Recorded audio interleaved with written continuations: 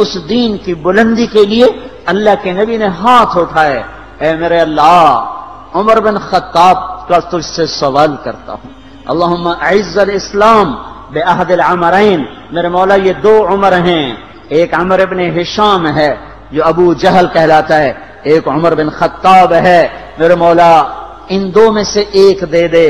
مجھ سے پوچھے کہ ان میں سے تجھے کون سا پسند ہے تو میں کہتا ہوں وبعمر بن الخطاب خاصتاً، میرا انتخاب عمر بن خطاب کا ہے، یا اللہ یہ مجھے دے دے۔ بدھ کو ابو بکر رضی اللہ تعالیٰ عنہ کو مار پڑی حرم میں، اتنا مارا کہ ان کا چہرہ ناک سب برابر ہو گیا، آنکھیں چھپ گئیں گوشت میں سوج کر، سر کے بال اتر گئے۔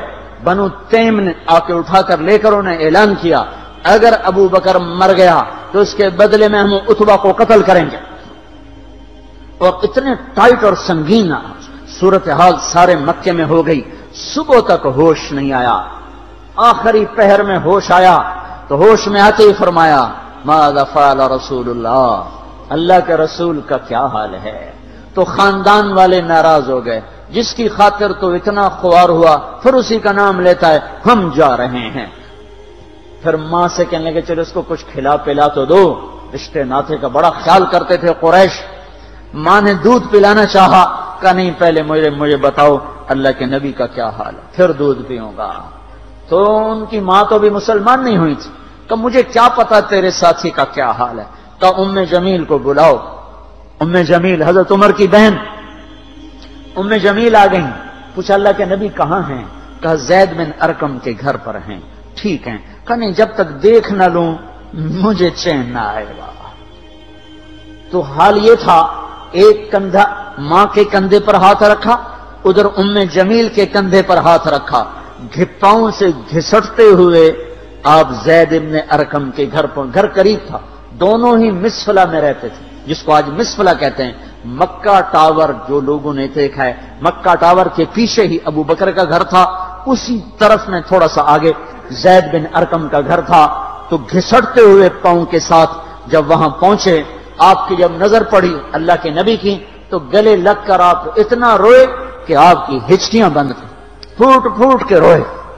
موقع غنیمت جانا کہ یا رسول اللہ یہ میری ماں ابھی تک ایمان لئی، اس کے ایمان کی دعا فرما دیں۔ آپ کے ہاتھ اٹھنے تھے کہ ابوبکر کی ماں کا سینہ ایمان سے روشن ہو گیا۔ یہاں پھر آپ نے بے بس ہو کر کہا اے میرے رب ایک عمر مجھے دے دے، یا عمر بن خطاب دے دے، یا عمر بن ہشام دے دے، اور میں عمر بن خطاب مانگتا ہوں۔ یہ جمعرات کو رات کا واقعہ، بدھ جمعرات کی درمیانی رات کو دعا مانگی گئی ہے۔ ادھر صبح مشورہ ہو رہا ہے کہ محمد کا صلی اللہ علیہ وسلم کا کام بہت تیز ہو گیا ہے، اس کا کیا کیا جائے؟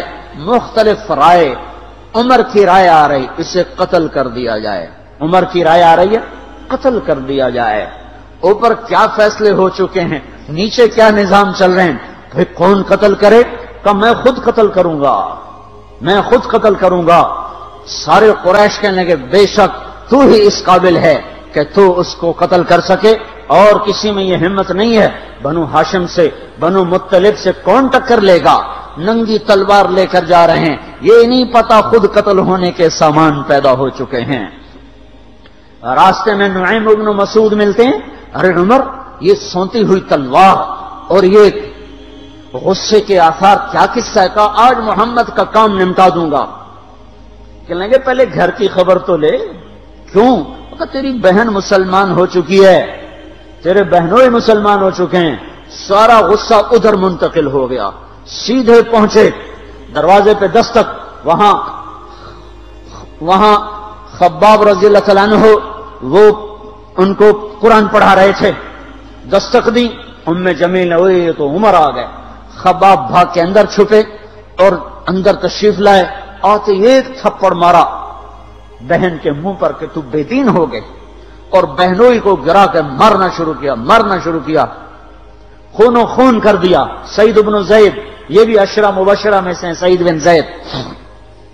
حضرت عمر رضی اللہ تعالیٰ عنہ کو یہ فضیلت حاصل ہے کہ عشرہ مبشرہ میں یہ ایک خاندان کے دو آدمی ہیں، عمر بن خطاب، سعید بن زید۔ سعید بن زید بہنوئی ہیں، یہ دونوں سالہ بہنوئی دونوں عشرہ مبشرہ میں سے ہیں. جب مار مار تھک گئے تو ام جمیل نے کہا عمر جو کرنا ہے کر لے، حق نہیں چھوڑیں گے. غصہ اتر چکا تھا، قرآن باہر پڑا رہ گیا تھا کہ یہ کیا ہے دکھاؤ، کہ نہیں تو ناپاک ہے، نہیں دکھاؤں، ہاتھ نہیں لگا سکتے. تو ندامت سی بہن کے خون دیکھ کر کہ تو میں کیا کروں، کہ پہلے نہاؤ پھر پکڑ سکتے ہو. نہائے، پکڑا، نصیب کے فیصلے بدل چکے تھے.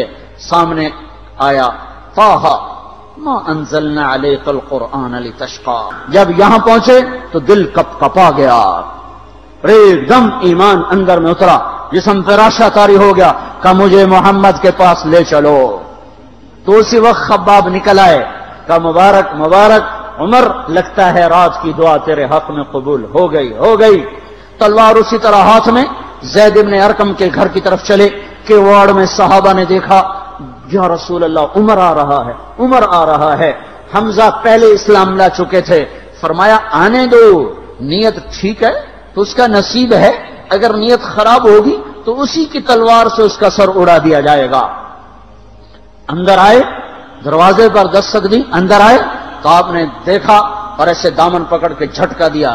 اما آن لک ان تشہد ان لا الہ الا اللہ. عمر کیا ابھی وقت نہیں آیا کہ تو کہہ دے لا الہ الا اللہ؟ ان کا ہاں وقت آ گیا، میں کہتا ہوں لا الہ الا اللہ محمد الرسول اللہ. یہ کہنا تھا کہ خوشی کی لہر دوڑی، صحابہ نے تکبیر کہی.